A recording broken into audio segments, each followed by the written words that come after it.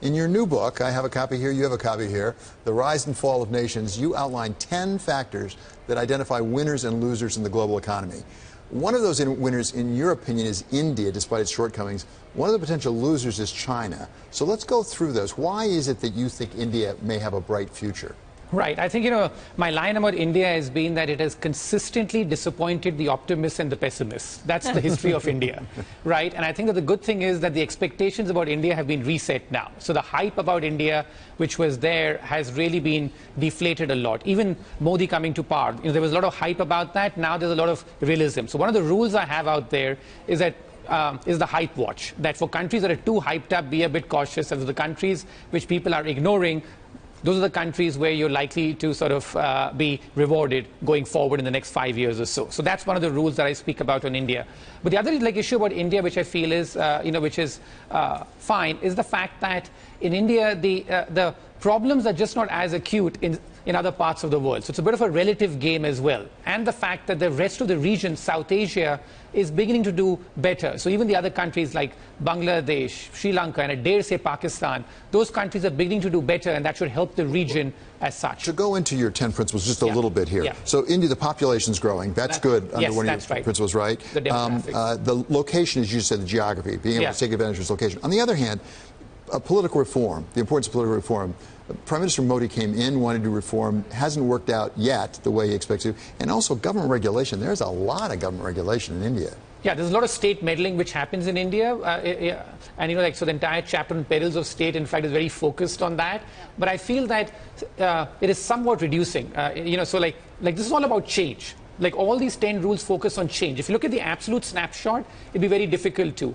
And in today's environment, you have to remember one thing more, which is that there's no country in the world which will score well on all the 10 rules. Right. There's not one country today which will score well on all the rules. Well, when you say it's improving, you should tell that to Apple and Tim Cook right now, right, who can't get their stores into India because of government regulation, because they have to have local ownership. There are lots of problems in India. But the thing about India is that the base is so low. And, in terms of their per capita income is only $2,000. Whereas China now has become a truly middle-income country. And the problems China faces are very different compared to India does at such a low base. Well, one of the other items on your 10-point list of Rise and Fall of Nations is the good billionaire, which I love that term. Right. Explain it. China actually does better on the billionaire front than India, maybe not by much. But what's good about billionaires? Yeah, I have an entire chapter there focused on income inequality. I think this has really become the hot issue across the world. And my entire point there is, when does income inequality become such an issue that it begins to affect the economic reforms in a country, where the population has a backlash against wealth creation because they think all the wealth being created is sort of only benefiting a few people or a few bad billionaires. So the entire chapter about good billionaires, bad billionaires really sort of looks at the list of billionaires in a country and tries to assess what does that tell you about a country.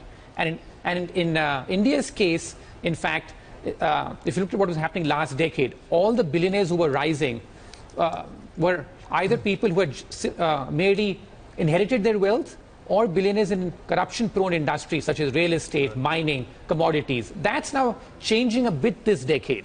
But in China's case, a lot of the rise of the billionaires has been concentrated in the good industries, such as tech. So that's a positive factor for China.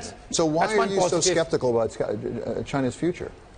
On my most important rule, the kiss of debt. Debt. Which is, on debt. That every single economic miracle in history has ended when a country has accumulated too much debt over a short span of time, which is when the debt increases very rapidly. And what China has seen since 2009 is that no other developing country in history has accumulated as much debt as China has done in the last few years. And there's one statistic which tells all.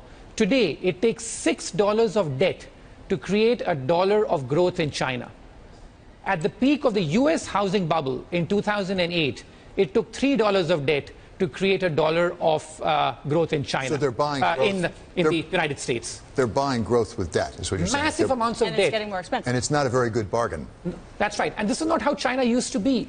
Like until 2008, China's debt ratios were relatively stable. This is a change in China's story in the last few years. And that's why I've gone from being really bullish about China last decade to now being much less optimistic about it.